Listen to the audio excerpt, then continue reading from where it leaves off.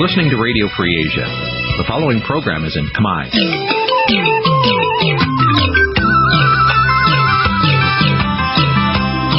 នេះជាកម្មវិធីផ្សាយវិទ្យុអាស៊ីសេរី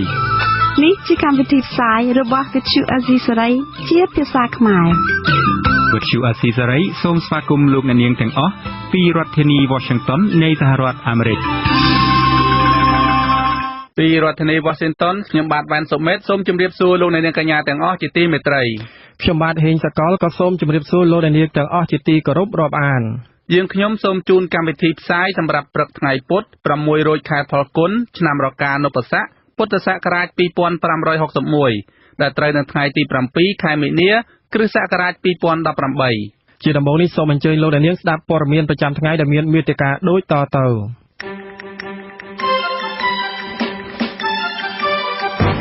ស្ថានទូតសហរដ្ឋអាមេរិកប្រចាំនៅកម្ពុជាឆ្លើយតបទៅលោកហ៊ុនសែនពីករណីផ្ដាច់ជំនួយផ្នែកពន្ធដារឲ្យរដ្ឋបាលក្រុងភ្នំពេញពលរដ្ឋខ្មែរនៅទីក្រុង Philadelphia សហរដ្ឋអាមេរិកក្រុងនាំគ្នាដុតរូបទីងម៉ោងលោកហ៊ុនសែននៅព្រឹកថ្ងៃទី17ខែមិនិនាសមាគមគ្រូបង្រៀនកម្ពុជាឯករាជ្យដាក់លិខិតស្នើទៅលោកហ៊ុនសែនឲ្យអន្តរាគមន៍ចំពោះបុគ្គលិកអប់រំត្រូវលុបឈ្មោះពីក្រសួងពលរដ្ឋមានចំនួនដីធ្លីជិត40នាក់នៅស្រុកអនុងវែងតវ៉ាប្រឆាំងនឹងការកោះហៅតំណាងពួកគាត់5នាក់ចូលឆ្លើយបំភ្លឺនៅតុលាការខេត្តឧត្តរមានជ័យរួមនឹងព័ត៌មានផ្សេងៗមួយចំនួនទៀតជាបន្តទៅទៀតនេះខ្ញុំបាទហេងចកលសូមជូនព័ត៌មានពិស្ដាបាទលោកអ្នកនាងជាទីមេត្រីអ្នកនាំពាក្យស្ថានទូតសហរដ្ឋអាមេរិកប្រចាំទីក្រុងភ្នំពេញបញ្យល់ថារបបលោកហ៊ុនសែនបានស្នើឲ្យរដ្ឋាភិបាលអាមេរិកបន្តជំនួយផ្នែកពន្ធដារជាច្រើនដងហើយសហរដ្ឋអាមេរិកកំពុងពិចារណាមកដល់បច្ចុប្បន្នក្រោយពីរដ្ឋាភិបាលអាមេរិកបានផ្តាច់ជំនួយនេះកាលពីឆ្នាំ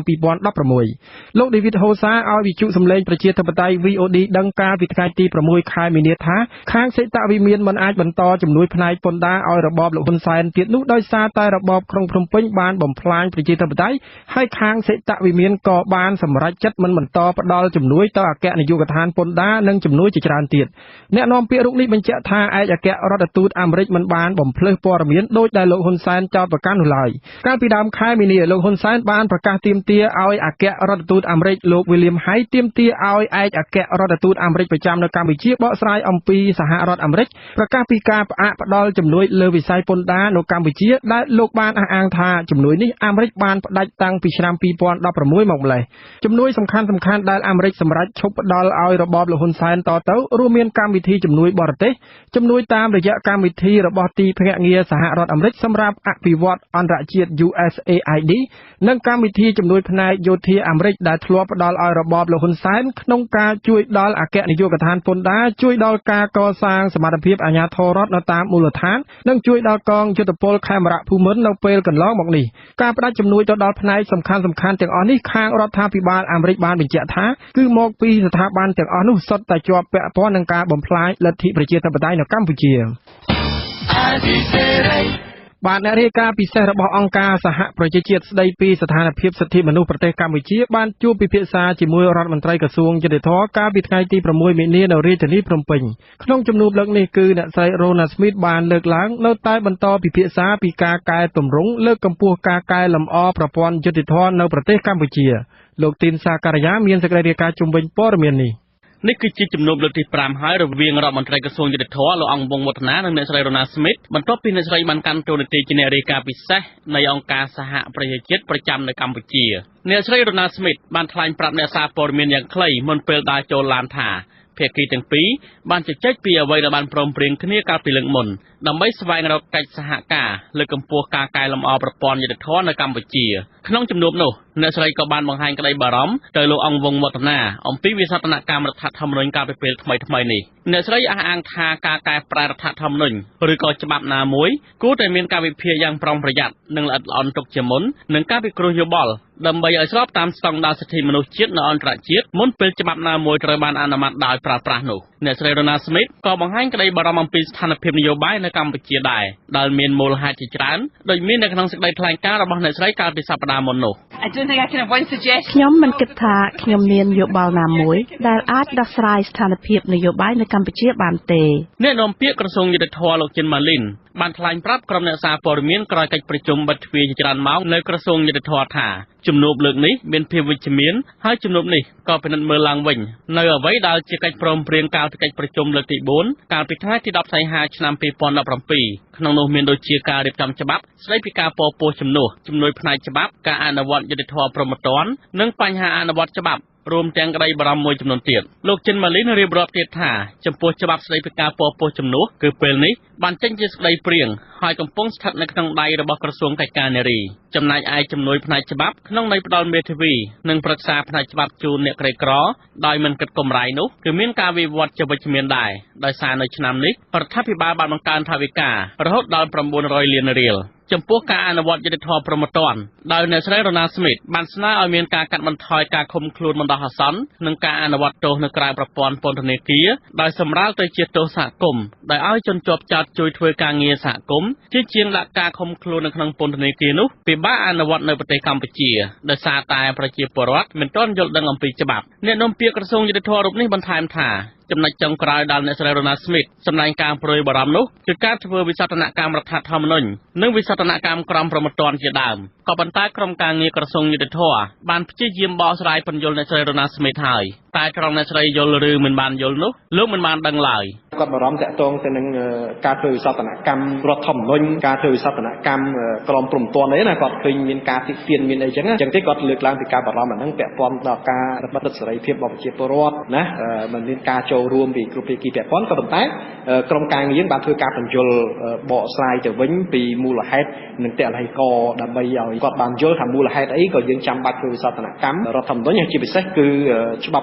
់ក្រមព្រហ្មទណ្ឌដែលដាក់ទោសដល់អ្នកប្រមាថព្រះមហាក្សត្រដំណើរទស្សនកិច្ចលើកទី5របស់អ្នកស្រីរ៉ូណាស្មីតអ្នករាយការណ៍ពិសេសរបស់អង្គការសហប្រជាជាតិទទួលបន្ទុកផ្នែកសិទ្ធិមនុស្សប្រចាំនៅកម្ពុជាគឺចំពេលដែលប្រទេសកម្ពុជាកំពុងជួបវិបត្តិនយោបាយនិងរងការប៉ុនប៉ងទណ្ឌកម្មសេដ្ឋកិច្ចពីសហភាពអឺរ៉ុបនិងសហរដ្ឋអាមេរិកក្រោយរបបលោកហ៊ុនសែនបានរំលាយគណៈបកសង្គ្រោះជាតិនិងរៀបចំបោះឆ្នោតប្រសិទ្ធភាពដែលគ្មានវត្តមានរបស់គណៈបកប្រឆាំងព្រមទាំងវិសោធនកម្មរដ្ឋធម្មនុញ្ញនិងបង្កើតច្បាប់ដ៏ចម្រូងចម្រាសមួយចំនួនទៀតដើម្បីក្តោបក្តាប់អំណាចដំណើរទស្សនកិច្ចរយៈពេល10ថ្ងៃដែលបានចាប់ផ្ដើមពីថ្ងៃទី5ដល់ថ្ងៃទី14ខែមិនិនាឆ្នាំ2018នេះក្រៅពីអ្នកស្រីរ៉ូណាស្មីតមានគម្រោងជួបប្រជុំជាមួយមន្ត្រីជាន់ខ្ពស់រដ្ឋាភិបាលអ្នកស្រីក៏គ្រោងជួបតំណាងអង្គការសង្គមស៊ីវិលនិងសមាជិកអង្គទូតនានាផងដែរអ្នកស្រីនឹងផ្ដោតលើបញ្ហាជាច្រើនដែលរួមមានការបោះឆ្នោតសិទ្ធិធ្វើនយោបាយនិងសេរីភាពជាមូលដ្ឋានអ្នកស្រីក៏បានស្នើទៅក្រសួងមហាផ្ទៃដើម្បីជួបសួរសុខទុក្ខលោកកម្មសខាប្រធានគណៈបកសង្គ្រោះជាតិនៅពន្ធនាគារត្រពាំង Plong ដែរហើយតាមគម្រោងនៅថ្ងៃទី7មីនានេះអ្នកស្រីរ៉ូណាស្មីតនឹងជួបពិភាក្សាការងារជាមួយប្រធានគណៈកម្មាធិការសិទ្ធិមនុស្សរដ្ឋាភិបាលគឺលោកកែវរ៉ាមីខ្ញុំទីនសាការីយ៉ាអាស៊ីសេរីពីរដ្ឋធានី Washington បាទសមាគមគ្រូបង្រៀនកម្ពុជាឯករាជ្យ CITA ស្នើទៅលោកហ៊ុនសែនជួយអន្តរាគមន៍ចំពោះបុគ្គលិកអប់រំត្រូវបានលុបឈ្មោះចេញពីក្របខ័ណ្ឌរបស់ក្រសួងអប់រំការស្នើនេះធ្វើឡើងតាមរយៈលិខិតមួយច្បាប់ក្រោយពីសមាគមបានបើកសន្និសីទសារព័ត៌មានមួយកាលពីថ្ងៃទី6ខែមីនាម្សិលមិញដោយបានលើកឡើងការលុបឈ្មោះបុគ្គលិកអប់រំចេញពីក្របខ័ណ្ឌក្រសួងអប់រំយុវជននិងកីឡាសន្និសីទសារព័ត៌មាននេះដែររៀបចំឡើងដោយលោករងឈុនអតីតសមាជិកគណៈកម្មាធិការជាតិរៀបចំការបោះឆ្នោតកោជបកាលពីថ្ងៃទី30ខែមករាក្រសួងអប់រំយុវជននិងកីឡាបានលុបឈ្មោះគ្រូបង្រៀនចំនួន13នាក់ចេញពីក្របខ័ណ្ឌក្រសួងអប់រំយុវជននិងកីឡាដោយចោទប្រកាន់ក្រុមគ្រូបង្រៀនទាំងនោះថាអវត្តមានដោយគ្មានច្បាប់អនុញ្ញាតនិងបានបោះបង់ការងារក្នុងចំណោមគ្រូទាំង13នាក់នោះបុគ្គលិកអប់រំចំនួន11នាក់បានដាក់លិខិតសុំអន្តរាគមន៍ពីសមាគមក្រុមគ្រូបង្រៀនទាំងនោះបានអះអាងប្រាប់សមាគមថាក្រសួងអប់រំមិនបានហៅពួកគាត់មកសាកសួរឡើយតែបែរជាចេញប្រកាសលុបឈ្មោះពួកគាត់ទាំងនោះគ្មានកំហុសនិងបានចោទប្រកាន់ដោយអយុត្តិធម៌សមាគមគ្រូបង្រៀនកម្ពុជាឯករាជ្យបន្ថែមថាក្រសួងអប់រំយុវជននិងកីឡាមិនបានគោរពនិងអនុវត្តនីតិវិធីតាមអនុក្រឹត្យស្តីពីការស្ថិតនៅក្រៅក្របខ័ណ្ឌដើមនិងច្បាប់ស្តីពីសហលក្ខន្តិកៈមន្ត្រីរាជការស៊ីវិលតាមមាត្រា40និងមាត្រា47អតីតសមាជិកគណៈកម្មាធិការជាតិរៀបចំការបោះឆ្នោតកោជបនិងជាអតីតប្រធានសមាគមគ្រូបង្រៀនកម្ពុជាឯករាជ្យលោករងឈុនក៏ត្រូវបានក្រសួងអប់រំយុវជននិងកីឡារបស់របបក្រុងភ្នំពេញបណ្តេញចេញពីការងារជាគ្រូបង្រៀនរបស់ក្រសួងអប់រំនេះដែរលោករងឈុនបានសម្រេចចិត្តលាលែងពីតំណែងជាសមាជិកគណៈកម្មាធិការជាតិរៀបចំការបោះឆ្នោតបន្ទាប់ពីរបបលោកហ៊ុនសែនរំលាយគណៈបកសង្គ្រោះជាតិចេញពីឆាកនយោបាយកាលពីថ្ងៃទី16ខែវិច្ឆិកាឆ្នាំ2017កន្លងទៅនេះ បាទក្រសួងយុតិធម៌បានធ្វើសេចក្តីព្រាងច្បាប់ស្តីពីការពពោះជំនួសអ្នកនាំពាក្យក្រសួងយុតិធម៌លោកចិនម៉ាលីនបានថ្លែងប្រាប់អ្នកសារព័ត៌មានក្នុងស្រុកកាលពីថ្ងៃទី6ខែមីនាម្សិលមិញថាមូលហេតុដែលក្រសួងបង្កើតច្បាប់នេះព្រោះដោយសារតែតម្រូវការសង្គមមានការកើនឡើងចំពោះការពពោះជំនួសហើយប្រសិនបើមិនមានច្បាប់នោះទេវានឹងធ្វើឲ្យមានផលអវិជ្ជមានដល់ស្ត្រីនិងកុមារក្នុងករណីដែលមានចេតនាក្នុងការធ្វើពាណិជ្ជកម្មនិងការជួញដូរមនុស្សលោកបន្តថាបើការពពោះនេះមានលក្ខណៈមនុស្សធម៌ហើយករណីដែលគ្រួសារគ្មានកូនចង់ឲ្យគេពពោះជំនួសដើម្បីឲ្យមានកូនបន្តពូជនោះវាជារឿងល្អដែលត្រូវគ្រប់គ្រងតាមច្បាប់នេះដោយមិនបំពានទៅលើសិទ្ធិស្ត្រីនិងកុមារឡើយការពពោះជំនួសជាការជួលឲ្យស្ត្រីដែលមានកាយសម្បទានិងសុខភាពល្អបង្កើតកូនជំនួសឲ្យអ្នកពុំមានលទ្ធភាពបង្កើតកូនដោយខ្លួនឯងដោយប្រើមេជីវិតបង្កជាកំណើតកូនដាក់ក្នុងស្បូនរបស់ស្ត្រីដែលពពោះត្រូវបានគេឃើញថាមានហានិភ័យច្រើនទាំងសុខភាពទាំងគ្រោះថ្នាក់ដល់ជីវិតឬមានបញ្ហាកូនក្នុងផ្ទៃកើតមកមានជំងឺឬពិការពីកំណើតដែលត្រូវអ្នកជួលមិនទទួលយកคล้ายជាបន្ទុកស្ត្រីទាំងនោះមន្ត្រីអង្គការក្រៅរដ្ឋាភិបាលធ្វើការលើកកម្ពស់សិទ្ធិស្ត្រីមិនគាំទ្រចំពោះការបង្កើតច្បាប់នេះទេប្រធានអង្គការសិលកាអ្នកស្រីធីតាខឹសបានឲ្យអាស៊ីសេរីដឹងកាលពីថ្ងៃទី6ខែមីនាថាប្រសិនបើការបង្កើតច្បាប់នេះមិនបានសិក្សាឲ្យបានស៊ីជម្រៅទេវានឹងប៉ះពាល់ដល់សិទ្ធិស្ត្រីនិងកុមារនិងបង្កបញ្ហាដល់ជីវភាពរស់នៅយ៉ាងធ្ងន់ធ្ងរដែរបើសិនណាជាការគ្រប់គ្រងហើយនឹងច្បាប់របស់យើងអនុវត្តទៅមិនបានល្អក៏វាអាចប៉ះពាល់ទៅដល់ជីវភាពរស់នៅឬមកក៏អនាគតកុមារនិងស្ត្រីរបស់យើងពួកយើងអត់ដឹងទេគេមកគេយកលុយមកជួបពុះឲ្យយើងពហើយដល់ទៅពេលណាដែលកូននឹងកើតមកគេយកកូននឹងទៅអញ្ចឹងទៅគេឲ្យលុយគេជួយចិញ្ចឹមជួយអីចុះនៅពេលណាដែលក្មេងនឹងកើតមកវាអត់មានគ្រប់មិនគ្រប់លក្ខណៈចុះបើមានបញ្ហាអីដែលកើតមានឡើងផ្សេងទៀតតើធានាឲ្យស្ត្រីដែលជាអ្នកពពុះហ្នឹងយ៉ាងដូចម្ដេចហើយកុមារដែលកើតចេញមកហ្នឹងយ៉ាងដូចម្ដេចអ្នកស្រីធីតាខឹសឲ្យដឹងបន្តថាប្រសិនបើមិនមានការគ្រប់គ្រងត្រឹមត្រូវទេច្បាប់នេះនឹងបង្កើតឲ្យមានករណីជួញដូរមនុស្សហើយអាចធ្វើឲ្យមានបញ្ហាដល់សង្គមវាអាចទៅជាជួញដូរដែរពីព្រោះលុយដោះដូរគ្នាមានអ្នកដែលរកខាងហ្នឹងគឺលុយកាក់ច្រើនចាហើយអ្នកខ្លះចង់ពពុះឲ្យគេដោយសារចង់ឲ្យគេមានកូនចង់បានលុយខ្លះដើម្បីយកមកឲ្យខ្លួនឯងក្នុងករណីដែលនិយាយពីរឿងលុយគឺវាជាករណីជួញដូរហើយមន្ត្រីអង្គការសង្គមស៊ីវិលស្នើឲ្យក្រសួងយុតិធម៌មានការពិភាក្សាជាមួយអង្គការក្រៅរដ្ឋាភិបាលឬស្ថាប័នពាក់ព័ន្ធមុននឹងបញ្ជូនច្បាប់នេះទៅរដ្ឋសភាអនុម័តលោកអ្នកនាងកញ្ញាកំពុងស្ដាប់ការផ្សាយវិទ្យុអាស៊ីសេរីពីរដ្ឋធានី Washington សហរដ្ឋអាមេរិកពលរដ្ឋជាច្រើនដែលមានឈាមជ័រជាខ្មែររស់នៅក្នុងខេត្តមួយចំនួនភាគឦសាននៃប្រទេសថៃព្រួយបារម្ភពីការធ្លាក់ចុះនៃការប្រើប្រាស់ភាសាខ្មែរយ៉ាងគំហុកដោយសារខ្វះអ្នកជួយអភិរក្សនិងលើកទឹកចិត្តឲ្យប្រើភាសាដើមកំណើតរបស់ខ្លួនតើបញ្ហាអ្វីខ្លះដែលនាំឲ្យមានការមើលរំលងលើការជួយអភិរក្សភាសាខ្មែរនៅតំបន់អតីតទឹកដីខ្មែរទាំងនោះសូមលោកអ្នកនាងរងចាំស្ដាប់សេចក្តីរាយការណ៍អំពីរឿងនេះនៅក្រោយការផ្សាយព័ត៌មាននាពេលបន្តិចទៀតនេះបាទសូមអរគុណបាទពលរដ្ឋខ្មែរនៅទីក្រុង Philadelphia សហរដ្ឋអាមេរិកក្រុងនាំគ្នាដុតរូបទិញម៉ូងលោកហ៊ុនសែននៅព្រឹកថ្ងៃទី17ខែមិនិនាខាងមុខស្របពេលដែលពលរដ្ឋខ្មែរក្នុងប្រទេសអូស្ត្រាលីនឹងនាំគ្នាដុតរូបទិញម៉ូងលោកហ៊ុនសែនដូចគ្នាដែរកម្មវិធីដុតទិញម៉ូងនឹងធ្វើឡើងនៅក្នុងសហគមន៍ខ្មែរនៅលើផ្លូវលេខ6ភាគខាងត្បូងនៃទីក្រុង Philadelphia វេលាម៉ោងប្រហែល8ព្រឹក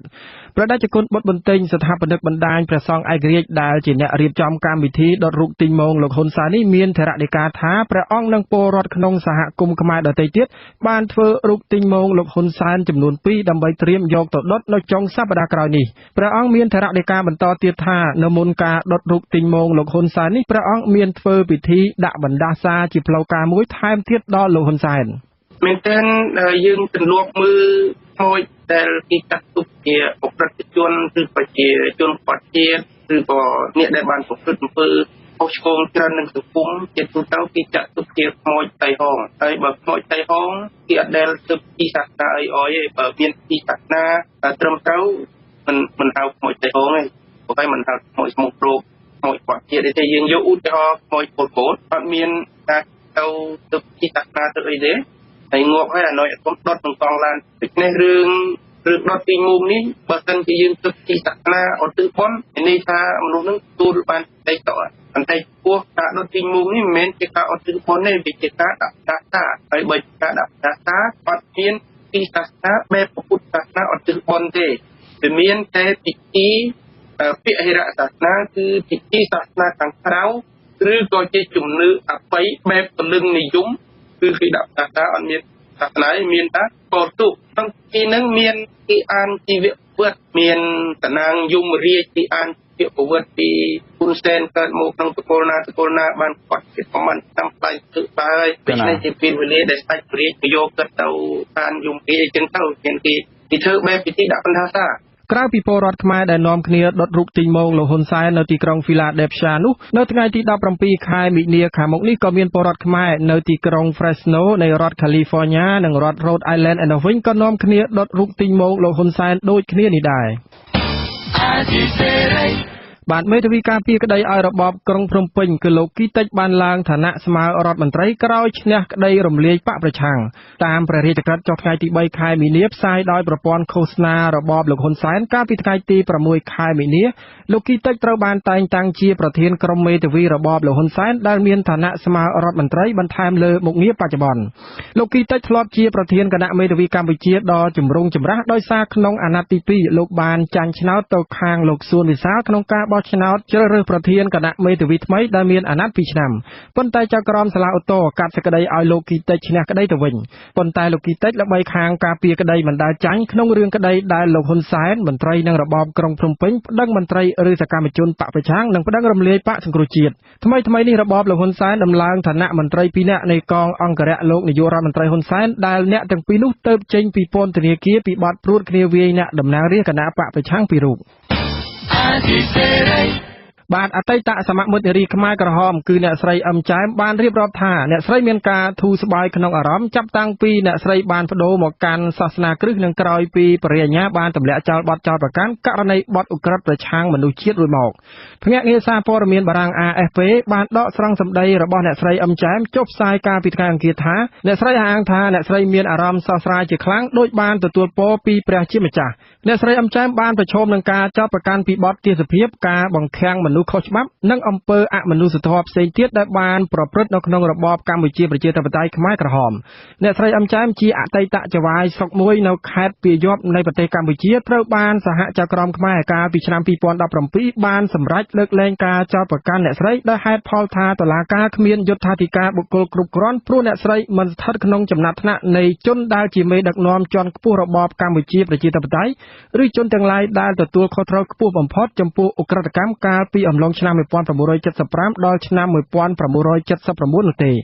ប៉ុន្តែសហព្រះរាជអាជ្ញាអន្តរជាតិប្តឹងចំទាស់កាលពីថ្ងៃទី 9 ខែសីហាឆ្នាំ 2017 ដោយលើកហេតុផលថាបើទោះបីជាគ្មានភស្តុតាងណាបញ្ជាក់ថាអ្នកស្រីអឹមចែមជាមេដឹកនាំជាន់ខ្ពស់ក៏ដោយតែអ្នកស្រីមានតួនាទីនៅភូមិភាគនិរតីនិងមានតួនាទីជាគណៈស្រុកព្រះនេត្រព្រះខេត្តបន្ទាយមានជ័យកាលពីក្នុងរបបខ្មែរក្រហមដែលមានការសម្លាប់មនុស្សយ៉ាងរង្គាល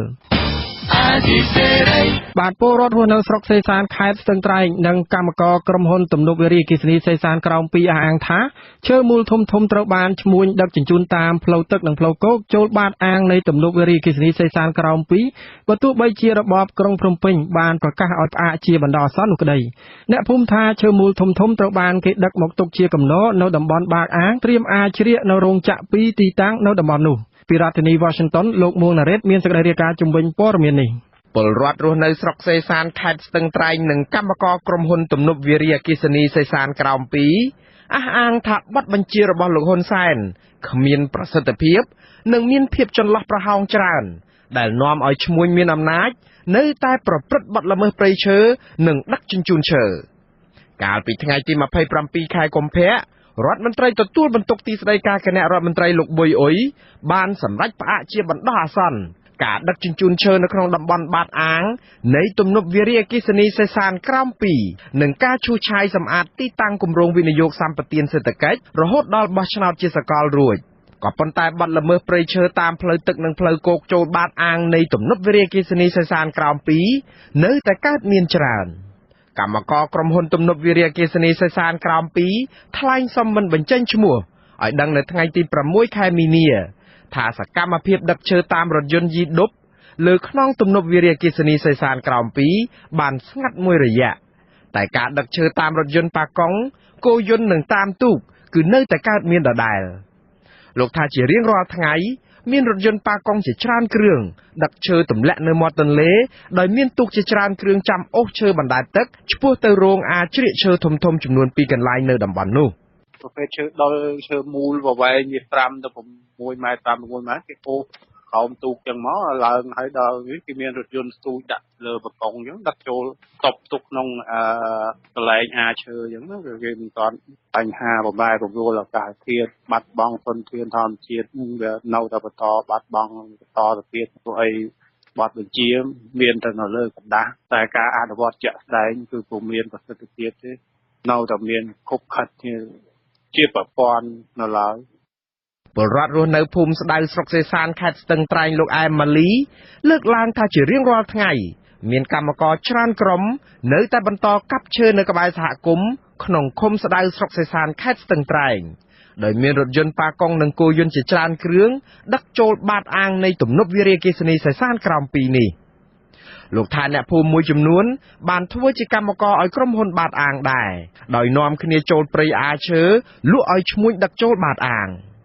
លោកព្យាករថាមិនយូរទេទំហំព្រៃឈើនឹងរលាយបើមន្ត្រីពាក់ព័ន្ធមិនអនុវត្តច្បាប់ព្រៃឈើហើយឈ្មួញនៅតែបន្តរកស៊ីឈើខុសច្បាប់ដដែលគ្មានការទប់ស្កាត់បែបនេះបាទពួកដែលធ្វើចូលវិរីនៅផែរហូតខ្ញុំជួយថាផែទៅណាថាផែក្រុមហ៊ុនគេយន្តខ្លះឡានខ្លះត្រាក់ទ័រផងមានឡានមានត្រាក់ទ័រមាននេះផងអាត្រាក់ទៀតហ្នឹងគេយន្តផងព្រួយបារម្ភចិត្តព្រួយបារម្ភហើយវាពិបាកអត់ដឹងធ្វើមិនកើតយើងជាពលរដ្ឋអាស៊ីសេរីព្យាយាមសុំការបំភ្លឺអ្នកនាំពាក្យក្រសួងបរិស្ថានលោកសៅសុភាពតែទូរស័ព្ទហៅចូលគ្មានអ្នកទទួលមេឃុំស្ដៅលោកសួយប៊ុនធួយមានប្រសាសន៍ថាការអនុវត្តច្បាប់ព្រៃឈើគឺជាភារកិច្ចថ្នាក់លើនឹងមន្ត្រីជំនាញរដ្ឋបាលព្រៃឈើគឺហួសពីដែនសមត្ថកិច្ចរបស់អាជ្ញាធរឃុំតែយ៉ាងណាក៏ដោយលោកទទួលស្គាល់ថាបទល្មើសព្រៃឈើនៅតែកើតមានដែលបង្កឡើងដោយពលរដ្ឋនៅក្នុងមូលដ្ឋានដឹកឈើបន្តិចបន្តួចចិញ្ចឹមជីវិតចំណែកឯសកម្មភាពកាប់ឈើទ្រង់ទ្រាយធំលក់ឲ្យក្រុមហ៊ុនគឺស្ងាត់ហើយខ្ញុំពាក់ព័ន្ធនឹងបញ្ហារឿងក្រុមហ៊ុនពាក់ព័ន្ធនឹងរដ្ឋាភិបាលនេះជាបញ្ហារបស់ថ្នាក់លើខ្ញុំអត់ដឹងខ្ញុំថ្នាក់ឃុំខ្ញុំតួនាទីមេឃុំគឺខ្ញុំធ្វើការនៅឃុំឲ្យរឿងពាក់ព័ន្ធនឹងជំនាញព្រៃឈើថាបាននឹងខ្ញុំសុំទោសទៅជាខ្ញុំក្តាប់អត់បានព្រោះមានប្រជាពលរដ្ឋតែលប៉ោះនោះវាអាចមានដោយតាំងខ្លួនជាក្រុមហ៊ុនអីដូចជាអត់មានផ្ទៃអាងទំនប់វារីអគ្គិសនីសេសានក្រោម2មានផ្ទៃដី 36,000 ហិកតាស្ថិតនៅក្នុងស្រុកសេសានខេត្តស្ទឹងត្រែងដែលមានក្រុមហ៊ុនឈ្មោះអាង and Associates Lawyer របស់អង្គការគិតមេងទទួលសិទ្ធិសម្អាតបាតអាងតាំងតែពីឆ្នាំ2012បច្ចុប្បន្នក្រុមហ៊ុនទំនប់វារីអគ្គិសនីសេសានក្រោម2បានបិទទ្វារទឹកជាស្ថាពរដើម្បីបំពេញតួប៊ីនផលិតអគ្គិសនីជាង5ខែមកហើយអ្នកនាំពាក្យសមាគមការពារសិទ្ធិមនុស្សអាត់ហុកលោកសង្សានករណាយល់ថាបើថ្នាក់ជាតិបានចេញប័ណ្ណបញ្ជាបិទការប្រមូលអនុផលព្រៃឈើក៏ប៉ុន្តែថ្នាក់ក្រោមជាតិមិនអនុវត្តតាមបែបនេះវាជាសញ្ញាបង្ហាញថាឋានានុក្រមប្រព័ន្ធការងាររដ្ឋបាលនៅតែមានភាពឆក់ល្វែងច្រើនដែលនាំឲ្យប្រជាពលរដ្ឋមិនសប្បាយចិត្តហើយរិះគន់លោកថាប្រសិនបើមន្ត្រីថ្នាក់ក្រោមជាតិបំពេញប័ណ្ណបញ្ជាទាំងនេះព្រៃឈើនឹងនៅតែហិនហោចហើយប័ណ្ណបញ្ជាថ្នាក់ជាតិនឹងពុំមានឥទ្ធិពលលើមន្ត្រីថ្នាក់ក្រោមឲ្យទទួលខុសត្រូវនៅក្នុងការអនុវត្តច្បាប់នោះទេប្រព័ន្ធការគ្រប់គ្រងការងារមិនបានប្រតិបត្តិទៅតាមអ្វីដែលជាក្របខ័ណ្ឌផ្លូវច្បាប់បានផ្ដល់សិទ្ធិឲ្យនោះទេដូច្នេះបង្ហាញឲ្យឃើញថាភាពកំសោយនៃការប្រតិបត្តិឬក៏លិខិតរបស់ថ្នាក់ជាតិនឹងមិនមានឥទ្ធិពលអីទៅលើអ្នកដែលគាត់ទទួលខុសត្រូវក្នុងការអនុវត្តនៅថ្នាក់ក្រោមជាតិនោះទេពលរដ្ឋរស់នៅស្រុកសេសានប្រតិកម្មជាយូរឆ្នាំមកហើយថាឈ្មួញមានអំណាចនិងអុកញ៉ាមួយចំនួនបានប្រើរូបភាពសម្អាតបាតអាងជាលេសនៅក្នុងការនាំឈើខុសច្បាប់ទៅកាន់ប្រទេសវៀតណាមរាប់លានម៉ែត្រគីបនៅក្នុងមួយខែដោយខុបខិតគ្នាជាលក្ខណៈប្រព័ន្ធជាមួយនឹងអាជ្ញាធរពាក់ព័ន្ធដើម្បីទទួលបានផលប្រយោជន៍ហើយមានឈ្មួញមួយចំនួនបានទទួលងារជាអុកញ៉ាដោយសារចំណេញពីការលក់ឈើរាប់លានដុល្លារទៀតផងខ្ញុំបាទមួងណារ៉េតអាស៊ីសេរីរដ្ឋធានី Washington បាទតំណាងប្រជាពលរដ្ឋ150គ្រួសាររស់នៅស្រុកស្រែអំបិលនិងស្រុកបទុមសាគរខេត្តកោះកុងបាននាំគ្នាមកប្រមូលផ្ដុំតវ៉ានិងបានបិទផ្លូវចូលទៅកាន់ក្រុមហ៊ុនស្ករអំពៅនិងបានបិទផ្លូវជាតិលេខ48មួយរយៈពេលខ្លីកាលពីរសៀលថ្ងៃអង្គារទី6ខែមីនា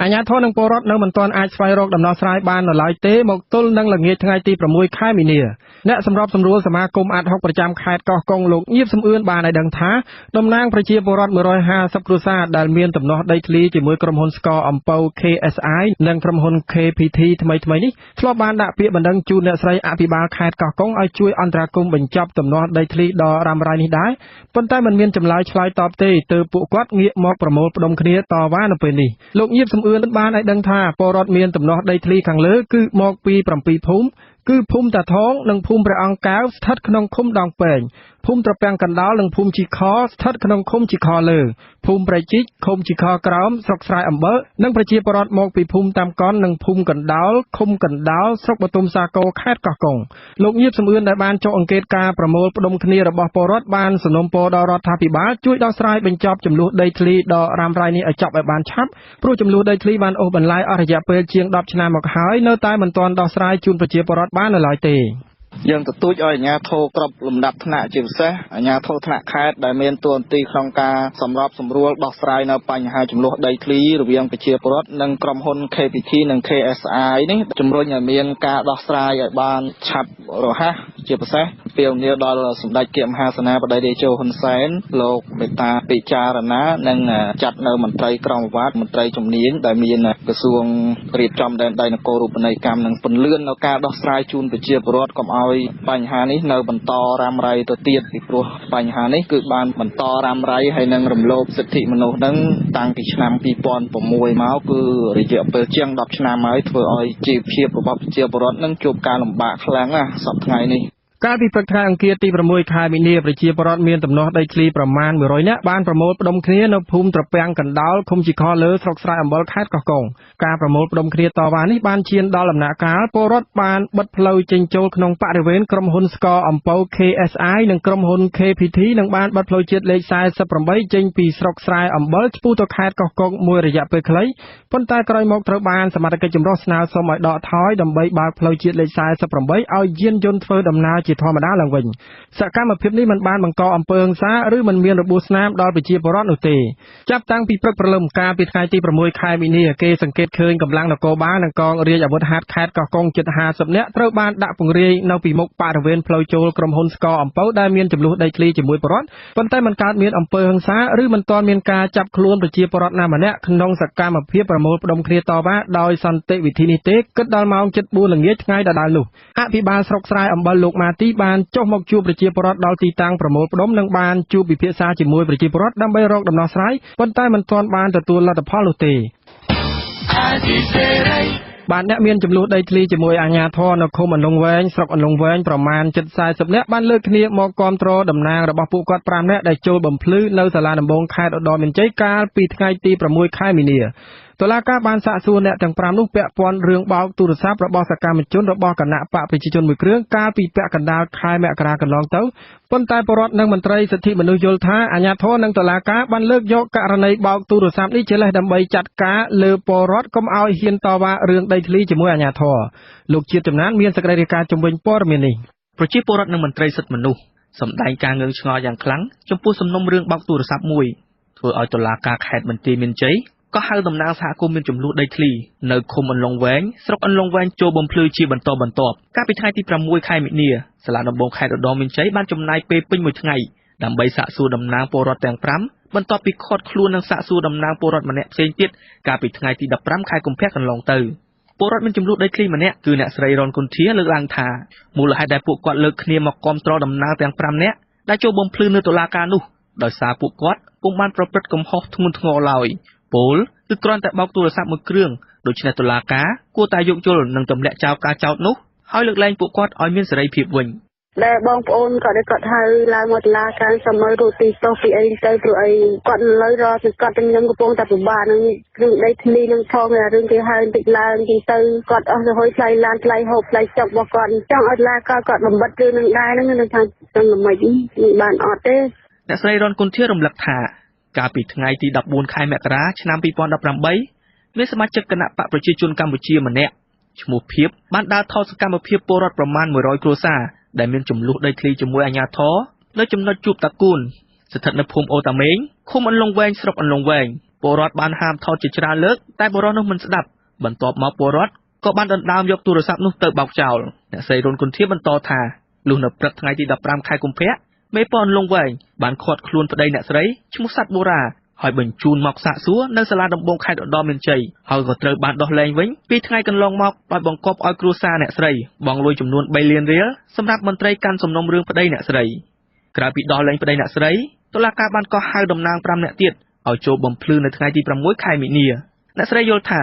ចំណាត់ការរបស់តុលាការដោយសារតែរឿងបោកទូរស័ព្ទនេះមិនសមរម្យឡើយប៉ុន្តែប្រហែលជាអាជ្ញាធរនិងតុលាការមានចេតនាចង់បំបាក់ស្មារតីពលរដ្ឋមិនឲ្យតវ៉ាប្រឆាំងចំនួនដីធ្លីឡើយនិយាយតាមត្រង់ថាយើងគិតខ្លីក៏មកមានរឿងច្រើននិយាយថារឿងទូរស័ព្ទមួយទេប៉ុន្តែអ្នកទាំងអស់គ្នាវាគិតដែរគិតថារឿងនេះវាមិនមែនរឿងទូរស័ព្ទមួយអញ្ចឹងណាពូវាថាយើងខ្ញុំគិតថាវាអាចយុត្តិធម៌ដែរហ្នឹងណាមិនថាយើងបោកទូរស័ព្ទទេថាយើងត្រូវទេវាមិនត្រូវវាខុសខ្ញុំជឿប៉ុន្តែវាពាក្យដល់ថ្នាក់ហ្នឹងអាស៊ីសេរីមិនអាចសុំការឆ្លើយតបពីអ្នកនាំពាក្យសាលាដំបងខេត្តឧត្តរមានជ័យបានទេកាលពីថ្ងៃទី6ខែមីនាពលរដ្ឋជាង100គ្រួសារនៅចំណុចជួបតាគូនស្ថិតនៅភូមិអូតាមេងឃុំអន្លង់វែងស្រុកអន្លង់វែងបានចូលទៅរស់នៅនិងកាន់កាប់ដីធ្វើចំការស្រែផលជាបន្តបន្ទាប់តាំងពីឆ្នាំ2016ដោយពុំមានអាជ្ញាធរហាមឃាត់ទេទើបតែ2ឆ្នាំចុងក្រោយនេះអាជ្ញាធរបានចុះវាស់វែងឲ្យដីពលរដ្ឋរស់នៅដែលមានក្បាលដីប្រវែង20ម៉ែត្រនិងបណ្ដោយ80ម៉ែត្រពលរដ្ឋបដិសេធមិនព្រមទទួលយកដំណោះស្រាយរបស់អាជ្ញាធរនោះទេទើបបណ្ដាលឲ្យវិវាទនេះកាន់តែរីកធំអ្នកសម្របសម្រួលផ្នែកឃ្លាំមើលការរំលោភសិទ្ធិមនុស្សនៃអង្គការលីកាដូប្រចាំខេត្តបន្ទាយមានជ័យបាត់ដំបងនិងខេត្តសៀមរាបលោកអិនកុងចិត្តមានប្រសាសន៍ថាទំហំនៃបទល្មើសបោកទូរស័ព្ទនេះវាមិនធ្ងន់ធ្ងរនោះឡើយឬគ្រាន់តែជាបទល្មើសតូចតាចប៉ុណ្ណោះវាជាគ្រាន់តែបទល្មើសតូចតាចជាបទលហុអីហ្នឹងមិនមែនជាបទមជ្ឈិមឬក៏បទអក្រិតទេហើយតុលាការមិនគួរចំណាយពេលវេលាដ៏មានតម្លៃយកពេលវេលាហ្នឹងទៅចាត់ការលើសំណុំរឿងបែបហ្នឹងទេហើយតុលាការគួរតែចាត់ការលើរឿងដែលផ្ដន់ទោសទៅលើអ្នកដែលរំលោភដីធ្លីជាប្រវត្តិវិញត្រូវស្រាវជ្រាវរកអ្នកមានអំណាចឬក៏អ្នកមានធនធានដែលគាត់រំលោភឬក៏បំពេញច្បាប់ឲ្យទៅរឹបអូសដីធ្លីជាប្រវត្តិនោះត្រូវផ្ដន់ទោសទៅលើអ្នកហ្នឹងវិញបានត្រូវបានផ្ដល់ភាពយុត្តិធម៌ដល់ជាប្រវត្តិហើយរឿងនេះការកោះហៅអ្នកពាក់ព័ន្ធជាបន្ត5នាក់នេះគឺជាការគម្រាមកំហែងជាការបំបាក់ស្មារតីដល់ប្រជាពលរដ្ឋអ្នកដែលក៏តស៊ូ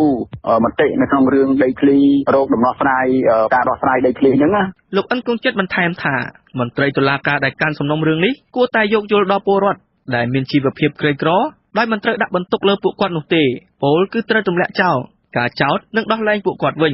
លោកថា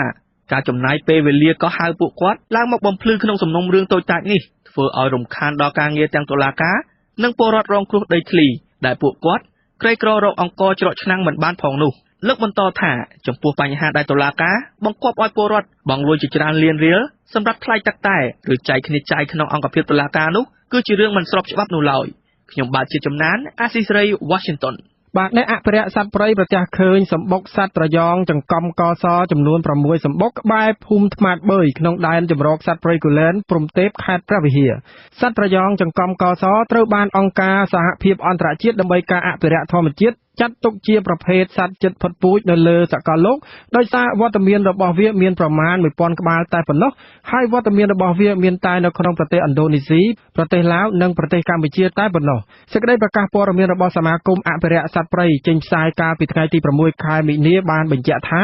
វត្តមានរបស់សត្វត្រយ៉ងចង្កំកសនេះបានជួយលើកកម្ពស់ជីវភាពរបស់ប្រជាពលរដ្ឋសហគមន៍មូលដ្ឋានតាមរយៈគម្រោងទេសចរនិងគម្រោងការពារសម្បុករបស់អង្គការសហគមន៍អភិរក្សសត្វព្រៃ WCS និងមជ្ឈមណ្ឌលសំមេស្នាប្រធានសហគមន៍ទេសចរធម្មជាតិថ្មាតបឺយលោកដឹបកំអានឲ្យដឹងថាជារៀងរាល់ឆ្នាំមានភ្ញៀវទេសចរជាមធ្យម240នាក់មកទស្សនាសត្វត្រយ៉ងយក្សនិងត្រយ៉ងចង្កំកសលោកថាវត្តមានភ្ញៀវទេសចរបានបង្កើតប្រាក់ចំណូលបន្ថែមដល់ប្រជាពលរដ្ឋមូលដ្ឋាននិងសម្រាប់អភិរក្សភូមិថ្មាតបឺយរបស់ពួកគាត់ទៀតផងកាលពីឆ្នាំ2017ក្រុមអភិរក្សរបស់ក្រសួងបរិស្ថានអង្គការ WCS និងសហគមន៍បានរកឃើញសម្បុកសត្វត្រយ៉ងចង្កំកសចំនួន6សម្បុកផងដែរ ទន្ទឹមនឹងការប្រកាសអំពីរកឃើញសម្បុករបស់ត្រយងចង្កំកសទាំងនោះសេចក្តីប្រកាសព័ត៌មានដដែលក៏បានបញ្ជាក់ដែរថាសត្វត្រយងចង្កំកសទាំងនោះកំពុងតែរងការគំរាមកំហែងខ្លាំងដល់ការរស់នៅនិងពងកូនដោយសារតែការបរបាញ់និងការបាត់បង់ព្រៃឈើដែលទីជម្រករបស់ពួកវាលោកនាងទៅបានស្ដាប់ព័ត៌មានប្រចាំថ្ងៃរបស់វិទ្យុអាស៊ីសេរីដែលរៀបចំជូនលោកខ្ញុំបាទហេងសកលពីរដ្ឋធានី Washington សហរដ្ឋអាមេរិកសូមលោកនាងរងចាំស្ដាប់សេចក្តីរាយការណ៍ផ្សេងៗទៀតនៅក្នុងការផ្សាយរបស់យើងនាពេលបន្តិចទៀតនេះ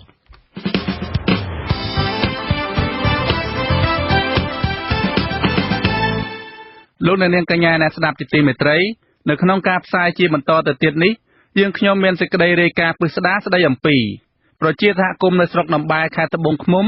នៅតែទន្ទឹងរង់ចាំដំណោះស្រាយជុំវិញចំនួនដីធ្លីក្នុងសហគមន៍របស់ពួកគាត់ពលរដ្ឋជាច្រើនដែលមានឈាមជ័រជាខ្មែររស់នៅក្នុងខេត្តមួយចំនួនភាគឦសានប្រទេសថៃព្រួយបារម្ភពីការធ្លាក់ចុះនៃការប្រើប្រាស់ភាសាខ្មែរហើយនៅចុងកម្មវិធីលោកអ្នកនាងនឹងបានស្ដាប់ព័ត៌មានបញ្ចប់សូមអញ្ជើញលោកអ្នកនាងស្ដាប់ការផ្សាយរបស់យើងខ្ញុំជាបន្តដោយមេត្រី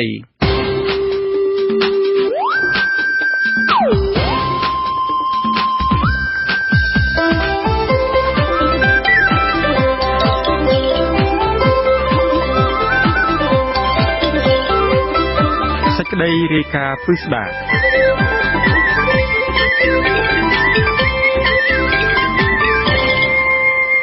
លោកអ្នកនាងជាទីមេត្រីប្រជាសហគមន៍នៅស្រុកដំបែខេត្តត្បូងឃ្មុំនៅតែទន្ទឹងរង់ចាំដំណោះស្រាយជុំវិញចំនួនដីធ្លីសហគមន៍របស់ពួកគាត់ជាមួយក្រុមហ៊ុនចិននិងជាមួយអ្នកមានអំណាចពួកគាត់ត្អូញត្អែថាការរង់ចាំនេះគឺស្ងាត់សូន្យគ្មានដំណោះស្រាយឡើយបើទោះបីជាពួកគាត់បានស្វែងរកកិច្ចអន្តរាគមន៍ដល់ស្ថាប័នជាតិធំម្ដងជាពីរដងយ៉ាងណាក៏ដោយបាទអ្នកស្រីម៉ៅសុធានីរាយការណ៍ពិស្ដាអំពីព័ត៌មាននេះប្រជាសហគមន៍ដែលកំពុងមានចំនួនដីធ្លីនៅឃុំត្រពាំងព្រីងបានផ្ដល់ទំនុកចិត្តទៅលើរដ្ឋមន្ត្រីក្រសួងរៀបចំដែនដីនគររូបនីយកម្មនិងសំណង់ថានឹងអាចរកដំណោះស្រាយសមរម្យជូនភាគីចំនួនទាំងសងខាងបាន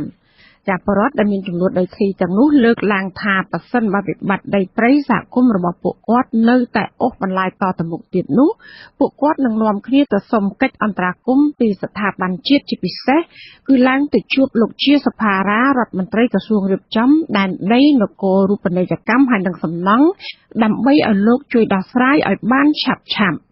ចាពួកគាត់ត្អូញត្អែថាដោយសារតែវិបត្តិដីធ្លីទាំងនោះមិនទាន់ដោះស្រាយចប់អ្នកភូមិមួយចំនួនត្រូវបង្ខំចិត្តចូលអាស្រ័យផលលើដីមានចំនួនចាលើពីនេះទៀតលំហូរចំណាក់ស្រុកដើម្បីរកការងារធ្វើនៅតំបន់ឆ្ងាយឬទៅក្រៅប្រទេសគឺមានកាន់តែច្រើនឡើងហើយមូលហេតុមួយដ៏សំខាន់នៃការចំណាក់ស្រុកនោះគឺដោយសារគ្មានដីសម្រាប់បង្កបង្កើនផលប្រជាសហគមន៍នៅឃុំត្រពាំងព្រីងលោកមុនស៊ីធូមានប្រសាសន៍ថាពលរដ្ឋហាក់អស់ជំនឿទៅលើអាជ្ញាធរក្នុងការដោះស្រាយបញ្ហាដីធ្លីជាមួយក្រុមហ៊ុនចិនឈ្មោះ Haminivan Investment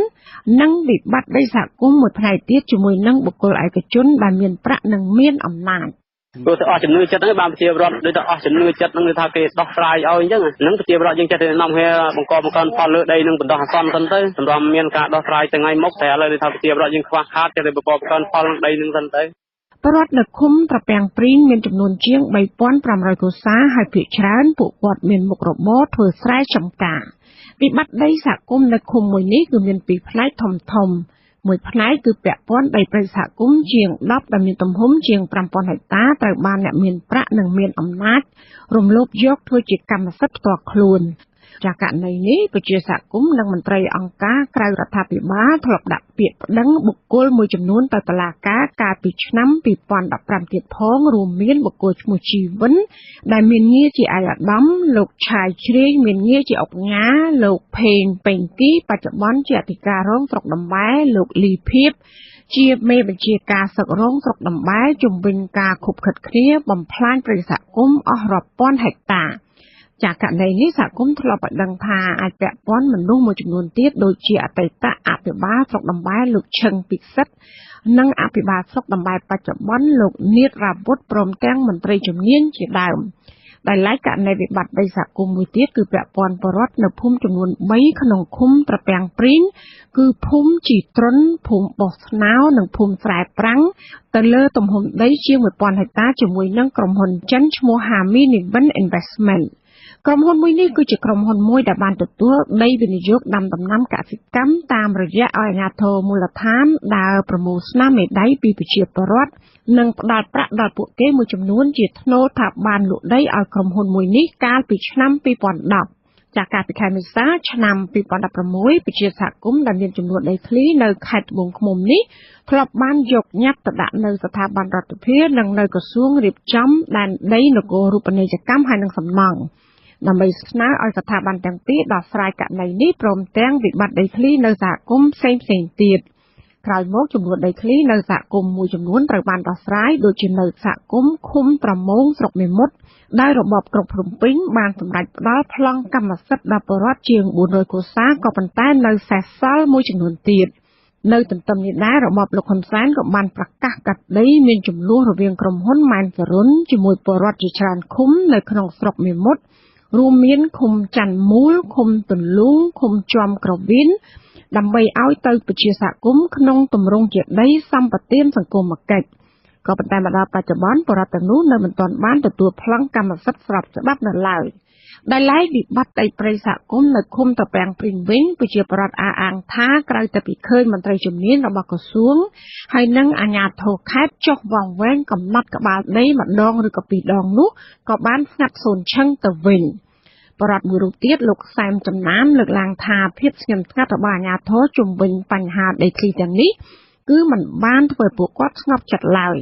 លោកបន្ថែមថាប្រសិនបើករណីនេះនៅតែគ្មានដំណោះស្រាយទៀតប្រជាសហគមន៍នឹងឡើងទៅជួបលោកជាសភារាដើម្បីស្នើឲ្យពន្លឿនការងារនេះជាគំនិតខ្ញុំផ្ទាល់ខ្ញុំយល់ឃើញថាការដាក់ដីជាសហគមន៍យើងអាចបង្កបង្កើនផលដូចជាចិញ្ចឹមសត្វគោសត្វក្របីអញ្ចឹងឲ្យវាអាចនិយាយទៅឲ្យវារស់នៅក្នុងព្រៃនឹងបានហ្នឹងគូប៉ុន្តែបើដីចំពោះដីដែលមានអំណាចអញ្ចឹងគោក្របីមិនអាចចូលក្នុងនឹងបានអញ្ចឹងដើម្បីតែគោក្របីក៏រៀងអស់ដែរត្រូវលក់ដោយសារតែលក់អត់មានកន្លែងខ្វៀលអត់មានកន្លែងខ្វៀលអញ្ចឹងទៅក៏លក់អស់ខ្លះអញ្ចឹងទៅ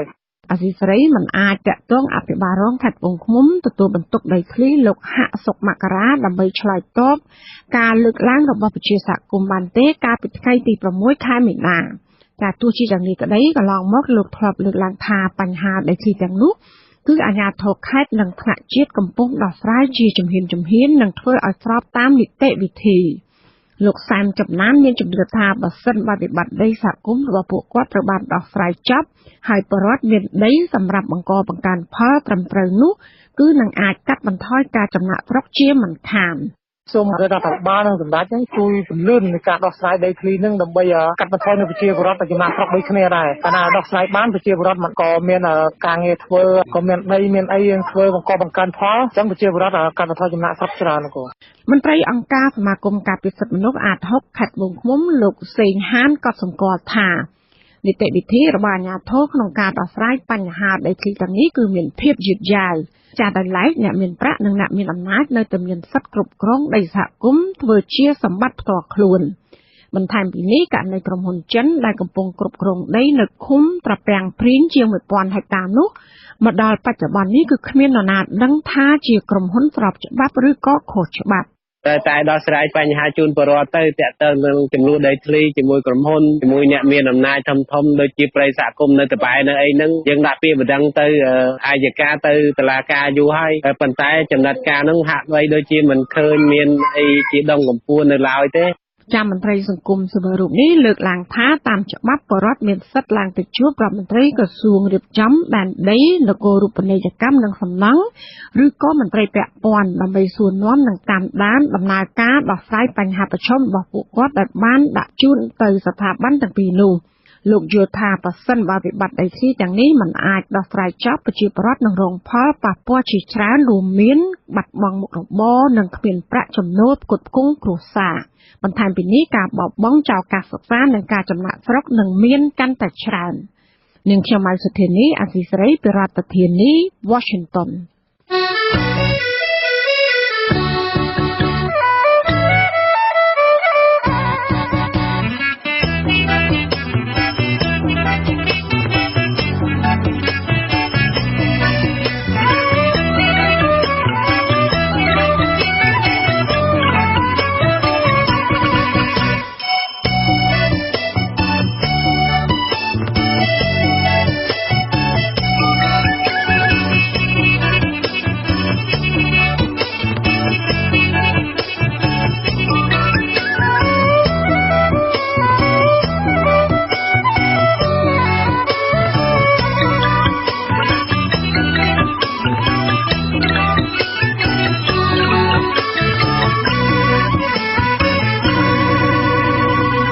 ជាទីមេត្រីប្រជាពលរដ្ឋជាច្រើនដែលមានឈាមជ័រជាខ្មែររស់នៅក្នុងខេត្តមួយចំនួនភាគឦសានប្រទេសថៃនៅតែអាចរក្សាបាននូវការប្រើប្រាស់ភាសាខ្មែរសម្រាប់ប្រាស្រ័យទាក់ទងគ្នាដដែលហើយពួកគាត់ចាត់ទុកភាសាខ្មែរនេះជាភាសាដែលសំខាន់សម្រាប់មុខរបររបស់ពួកគាត់ផងដែរបើទោះបីជាបែបនេះក្តីក៏មានតំបន់មួយចំនួននៃខេត្តភាគឦសានប្រទេសថៃនោះក៏កំពុងមានការធ្លាក់ចុះយ៉ាងគំហុកនៃការប្រើប្រាស់ភាសាខ្មែរក្នុងជីវិតប្រចាំថ្ងៃនោះដែរដោយខ្វះអ្នកជួយអភិរក្សនិងលើកទឹកចិត្តឲ្យប្រើភាសាកំណើតរបស់ខ្លួននោះសូមលោកអ្នកនាងស្ដាប់សេចក្តីរាយការណ៍ពិស្ដារអំពីរឿងនេះរបស់អ្នកស្រីស្ងួនអមរាដូចតទៅភាសាខ្មែរដែលកំពុងត្រូវបានប្រើប្រាស់ដោយពលរដ្ឋខ្មែរច្រើនលើសលប់នៅលើដែនដីកម្ពុជាសប្តាហ៍ថ្ងៃក៏ត្រូវបានប្រើប្រាស់ដោយអ្នកស្រុកសុរិន្ទដែលមានឈាមជ័រនិងបុព្វបុរសជាខ្មែរដូចគ្នាដែរនៅតាមភូមិស្រុកនានាក្នុងខេត្តមួយនេះជនជាតិខ្មែរម្ចាស់ស្រុកភាគច្រើននៅតែបន្តប្រើប្រាស់ភាសាខ្មែរសម្រាប់និយាយតាក់ទងគ្នាទៅវិញទៅមកហើយសំនៀងនិយាយរបស់ពួកគាត់មានលក្ខណៈរដើនដូចអ្នកស្រុកសៀមរាបឬឧត្តរមានជ័យយ៉ាងដូច្នោះដែរ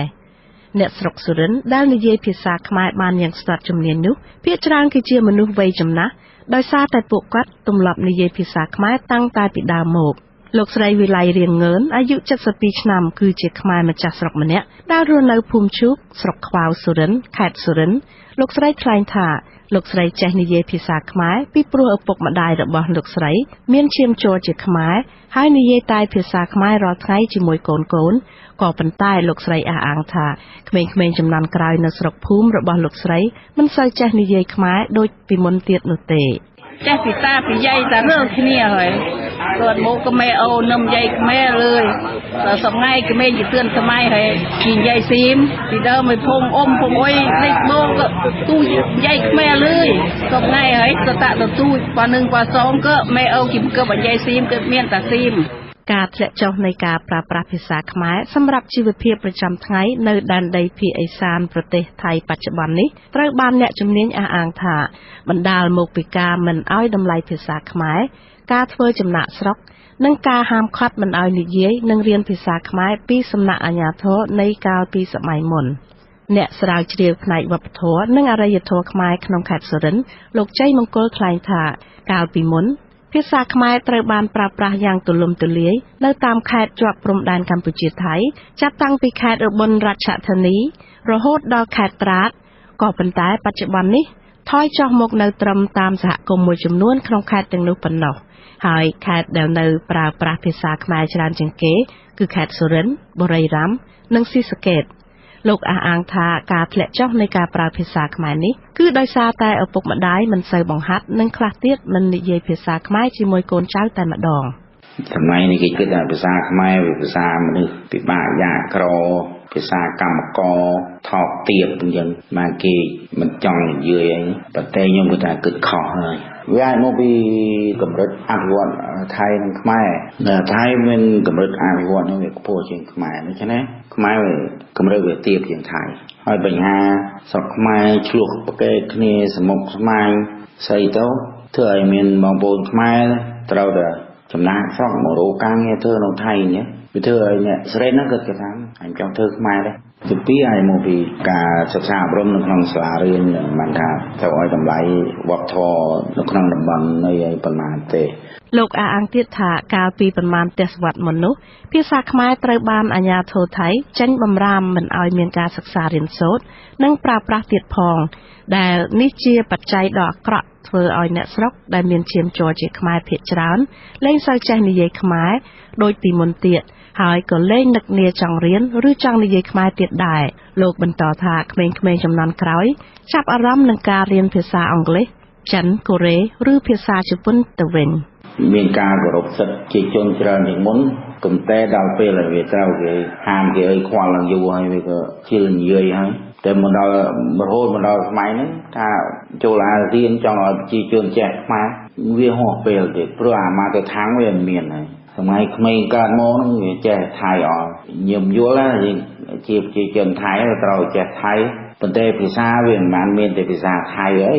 ភាសាអីចេះច្រើនកាន់តែល្អទៅមើលសិង្ហបុរីជាជនគេយ៉ាងតិចក៏2-3ភាសានៅសរិនចេះថៃក៏ត្រូវចេះនៅស្រុកគេជាប្រជាជនថៃហើយយើងធ្វើម៉េចមកយើងចេះថៃយើងរស់នៅយ៉ាងណា យើងគិតត្រូវតែរៀនប្រទេសភាសាខ្មែរជាភាសាដើមភាសាប្រទេសភូមិផងរបស់មួយភាសាបងប្អូនក៏គួរតែចេះផងអ្នកស្រាវជ្រាវរូបនេះសង្កត់ធ្ងន់ថាការបាត់បង់ភាសាគឺជាដើមហេតុមួយដ៏សំខាន់ដែលនាំទៅរកការរលត់រលាយទៅនៃវប្បធម៌និងប្រពៃណីដើមរបស់អ្នកស្រុកសុរិន្ទបញ្ហាដែលយើងបាត់បង់ភាសាដើមធ្វើឲ្យយើងបាត់បង់ប្រពៃណីគ្មានស្អីមកបង្ហាត់បង្រៀនកូនណាគ្មានមោទនភាពហើយគ្មានការងារធ្វើសម្បីតែចិនយកកូនមករៀននឹងខ្ញុំគេប្រាប់ខ្ញុំបង្ហាត់ខ្មែរឲ្យកូនខ្ញុំផងបើកូនខ្មែរអត់ដែរដោយលោកគ្រូច័ន្ទកថាខ្លះវាជេរយើងណាបង្ហាត់ឲ្យខ្មែរមិនបង្ហាត់ចិនជប៉ុនអីហ្នឹងខ្ញុំយល់ថាហើយគេចង់រៀនចិនជប៉ុនគេឃើញថាចិនជប៉ុនមានអ្នកមានជប៉ុននោះមិនមែនថាវាអ្នកមាន 100% មនុស្សគ្មានផ្ទះនៅក៏មានការដែលយើងទៅគិតបែបហ្នឹងធ្វើឲ្យយើងបាត់បង់អីអស់សប្តាហ៍នេះភាសាខ្មែរត្រូវបានគេដាក់បញ្ចូលទៅក្នុងការវិភាគសិក្សានៅតាមវិទ្យាល័យមួយចំនួននៅក្នុងខេត្តសុរិន្ទក៏ប៉ុន្តែវាមិនបានធ្វើឲ្យភាសាខ្មែរនៅទីនោះមានការរីកចម្រើននោះទេហើយសិស្សានុសិស្សទៀតសោតក៏មិនបានយល់ដឹងជ្រៅជ្រះអំពីភាសាដូនតារបស់ខ្លួនដែលដោយសារតែការបង្ហាត់បង្រៀននោះមិនបានស៊ីជម្រៅនោះទេពលគឺគ្រាន់តែរៀនអាននិងរៀននិយាយខ្លះៗតែប៉ុណ្ណោះលោកច័ន្ទធុនាសូគឺជាគ្រូបង្រៀនភាសាខ្មែរនៃវិទ្យាល័យរៀនវិទ្យារាជមង្គលពិសេសក្នុងខេត្តសុរិន្ទលោកថ្លែងថាភាសាខ្មែរមិនមែនជាមុខវិជ្ជាគោលដៅក្នុងកម្មវិធីសិក្សានោះទេតែជាមុខវិជ្ជាសម្រាប់ម៉ោងបន្ថែមលោកបញ្ជាក់ថាថ្នាក់ភាសាខ្មែរនេះមិនបានស៊ីជម្រៅទៅដល់វេយ្យាករណ៍ឬគន្លឹះសំខាន់ៗនៃភាសានោះទេគឺបានតែការបង្រៀនសរសេរនិងអំណានប៉ុណ្ណោះมันបានរៀនទៅកម្ពស់ជាងនេះព្រោះវាបាក់មកបង្ហាត់ថ្មីចឹងហូបបាយនេះវាសេយ៉ាងណាហូបបាយព្រោះតែក្មេងញ៉ៃនៅផ្ទះញ៉ៃមួយនេះគេញ៉ៃហូបបាយហ្នឹងគឺហើយតែវាមិនចេះសរសេរអក្សរពេលតែយើងយកអក្សរទៅចេះឲ្យវាចេះសរសេរចេះប្រកបអីខ្លះណាបើសេរទៅដល់វេយ្យាករណ៍អត់ដល់គ្រូបង្រៀនរូបនេះគាត់សម្គាល់ថាការប្រើភាសាខ្មែរនៅក្នុងខេត្តសុរិន្ទបានធ្លាក់ចុះជាខ្លាំងព្រោះកូនចៅជំនាន់ក្រោយរបស់អ្នកស្រុកមិនសូវចេះនិយាយភាសាខ្មែរដោយសារឪពុកម្ដាយរបស់ពួកគេខ្លះមិននិយាយខ្មែរជាមួយកូនចៅនិងមានខ្លះទៀតទៅធ្វើការបាត់គ្មានអ្នកណានិយាយខ្មែរជាមួយទើបក្មេងៗជំនាន់ក្រោយទម្លាប់និយាយតែភាសាថៃសាស្ត្រាចារ្យប្រវត្តិសាស្ត្រនៃសាកលវិទ្យាល័យភូមិន្ទភ្នំពេញបណ្ឌិតវង្សសុធារាអះអាងថាផ្អែកតាមប្រវត្តិសាស្ត្រខ្មែរនៅភាគឦសានប្រទេសថៃនិងខ្មែរដែលនៅកម្ពុជាសប្តាហ៍ថ្ងៃគឺមានឈាមជ័រជាជាតិខ្មែរតែមួយប្រើភាសាដូចគ្នាមានវប្បធម៌ប្រពៃណីរួមគ្នាហើយមានទំនាក់ទំនងគ្នាជាប់ជានិច្ចមុននឹងត្រូវបានខណ្ឌចែកដោយព្រំដែននយោបាយរវាងម្ខាងប្រទេសថៃនិងម្ខាងទៀតប្រទេសកម្ពុជាលោកជឿជាក់ថាការធ្លាក់ចុះនៃការប្រើភាសាខ្មែរនៅខេត្តភាគឦសានប្រទេសថៃអាចមកពីមនោគមវិជ្ជាជាតិនិយមរបស់ថៃដែលបណ្ដុះឲ្យក្មេងៗស្រឡាញ់ជាតិធ្វើខ្លួនជាជាតិថៃនិងរួមគ្នាកសាងជាតិជាជាងការគិតអំពីរឿងថែរក្សាវប្បធម៌ជាតិដទៃនៅលើទឹកដីរបស់គេខ្ញុំជឿថាអ្វីទាំងអស់ដែលធ្វើឲ្យមានការធ្លាក់ជាកំហុកនេះប្រហែលជាទាក់ទងនឹងរឿងភាពរុងរឿងឬក៏ភាពអាប់អោនរបស់ខ្មែរនៅឯស្រុកខ្លួនឯងដែរខ្ញុំជឿថាប្រសិនបើស្រុកខ្មែរមានសុខសន្តិភាពមានការរីកចម្រើនរុងរឿងមិនសូវមានពលករហូរចេញមកក្រៅប្រទេសតាមស្វែងរកការងារធ្វើនៅក្នុងស្រុកថៃក្នុងអីហើយផ្ទុយទៅវិញជីវភាពរបស់គេហ្នឹងគឺគេធូរធារអីហ្នឹងប្រហែលជានាំឲ្យសហគមន៍ខ្មែរនៅក្នុងស្រុកថៃហ្នឹងអាចគិតគូរអាចគេមានអារម្មណ៍ចង់ជាប់ខ្លួនធ្វើជាបងប្អូនជាមួយខ្មែរដែរវាអាចអញ្ចឹងពីព្រោះបើយើងមើលនិន្នាការទូទៅរបស់សង្គមខ្មែរយើងបងប្អូនណាដែលមិនសូវមានទ្រព្យសម្បត្តិគឺគេមិនសូវរាប់រកទេប៉ុន្តែបើសិនជាបងប្អូនណាមានទ្រព្យសម្បត្តិវិញគឺមានបងប្អូនដទៃទៀតហ្នឹងរាប់រកច្រើនជាងអ្នកជំនាញខាងសិលាចារឹករូបនេះសម្ដែងការសោកស្ដាយដែលខ្មែរនៅក្នុងស្រុកនៅជួបប្រទះការលំបាកមិនអាចជួយពង្រឹងនិងផ្សព្វផ្សាយវប្បធម៌របស់ខ្លួនឲ្យបានផុតពីព្រំដែននយោបាយសប្តាហ៍ថ្ងៃលោកស្នើដល់ខ្មែរអ្នកមានទ្រព្យធនគិតគូរជួយដល់កូនចៅខ្មែរជំនាន់ក្រោយដែលកំពុងរស់នៅប្រទេសថៃនេះផងដើម្បីឲ្យពួកគាត់នៅមានទឹកចិត្តស្រឡាញ់និងចង់ថែរក្សាមរតកវប្បធម៌និងភាសាខ្មែរតទៅទៀតចំណែកអ្នកស្រាវជ្រាវនិងគ្រូបង្រៀនភាសាខ្មែរក្នុងខេត្តសុរិន្ទវិញចង់ឲ្យស្ថាប័នអប់រំនៅកម្ពុជាងាកមកចាប់អារម្មណ៍និងជួយពង្រឹងភាសាខ្មែរនៅដែនដីភាគឦសានប្រទេសថៃជាពិសេសនៅក្នុងខេត្តសុរិន្ទនេះដែរដើម្បីឲ្យភាសាខ្មែរអាចស្ថិតនៅគង់វង្សយូរអង្វែងតទៅទៀតការជួយនោះ គឺតាមរយៈការសហការជាមួយក្រសួងអប់រំថៃដើម្បីបង្កើតជាសាលាបណ្ដុះបណ្ដាលភាសាខ្មែរនៅលើទឹកដីថៃការបញ្ជូនគ្រូបង្រៀននិងឯកសារផ្សេងៗសម្រាប់ការបង្រៀនកូនចៅអ្នកស្រុកសុរិន្ទនិងដែនដីផ្សេងទៀតដែលធ្លាប់ជាអតីតទឹកដីរបស់ខ្មែរនិងដែលបច្ចុប្បន្នស្ថិតក្រោមការគ្រប់គ្រងរបស់ប្រទេសថៃនាងខ្ញុំស្ងួនអមរា Azizi Saray Washington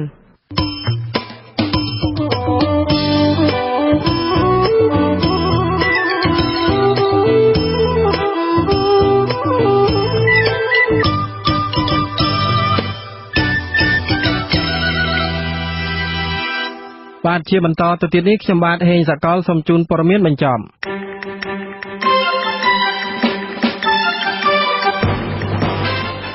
អ្នកនាំពាក្យស្ថានទូតសហរដ្ឋអាមេរិកប្រចាំទីក្រុងភ្នំពេញបញ្យល់ថារបបលោកហ៊ុនសែនបានស្នើឲ្យរដ្ឋាភិបាលអាមេរិកបន្តជំនួយផ្នែកពន្ធដារជាច្រើនដងហើយសហរដ្ឋអាមេរិកកំពុងពិចារណាមកដល់បច្ចុប្បន្នក្រោយពីរដ្ឋាភិបាលអាមេរិកបានផ្តាច់ជំនួយកាលពីឆ្នាំ2016លោក David Hosa ឲ្យវិទ្យុសំឡេងប្រជាធិបតេយ្យ VOD ដឹងកាលពីថ្ងៃទី6ខែមីនាថាខាងសេតវិមានមិនអាចបន្តជំនួយផ្នែកពន្ធដារឲ្យរបបលោកហ៊ុនសែនទៀតនោះដោយសារតែរបបក្រុងភ្នំពេញបានបំផ្លាញប្រជាធិបតេយ្យហើយខាងសេតវិមានក៏បានសម្រេចចិត្តមិនបន្តផ្ដល់ជំនួយទៅអគ្គនាយកដ្ឋានពន្ធដារនិងជំនួយជាច្រើនទៀតអ្នកនាំពាក្យរូបនេះបញ្ជាក់ថាឯកអគ្គរដ្ឋទូតអាមេរិកមិនបានបំភ្លឺព័ត៌មានដោយដែលលោកហ៊ុនសែនចោទប្រកាន់នោះឡើយបាទអ្នករាយការណ៍ពិសេសរបស់អង្គការសហប្រជាជាតិស្ដីពីស្ថានភាពសិទ្ធិមនុស្សប្រទេសកម្ពុជាបានជួបពិភាក្សាជាមួយរដ្ឋមន្ត្រីក្រសួងយុតិធធម៌កាលពីថ្ងៃទី6មីនានៅរាជធានីភ្នំពេញក្នុងជំនួបលើកនេះគឺអ្នកស្រី Rona Smith បានលើកឡើងនៅតែបន្តពិភាក្សាពីការកែតម្រង់លើកកម្ពស់ការកែលម្អប្រព័ន្ធយុតិធធម៌នៅប្រទេសកម្ពុជាសមាគមគ្រូបង្រៀនកម្ពុជាឯករាជ្យ CITA ស្នើទៅលោកហ៊ុនសែនជួយអន្តរាគមន៍ចំពោះបុគ្គលិកអប់រំត្រូវបានលុបឈ្មោះចេញពីក្របខ័ណ្ឌរបស់ក្រសួងអប់រំការស្នើនេះធ្វើឡើងតាមរយៈលិខិតមួយច្បាប់ក្រោយពីសមាគមបានបើកសន្និសីទសារព័ត៌មានមួយកាលពីថ្ងៃទី6ខែមីនាម្សិលមិញដែលបានលើកឡើងការលុបឈ្មោះបុគ្គលិកអប់រំចេញពីក្របខ័ណ្ឌក្រសួងអប់រំយុវជននិងកីឡា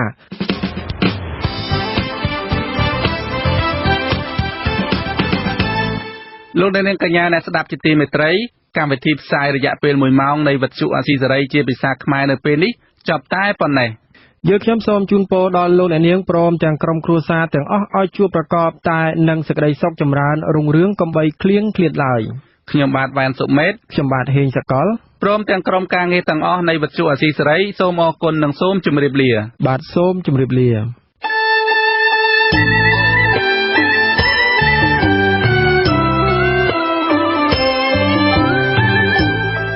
វិទ្យុអាស៊ីសេរីផ្សាយតាមរយៈរលកធាតុអាកាសខ្លីឬ short wave តាមកម្រិតនិងកម្ពស់ដូចតទៅនេះ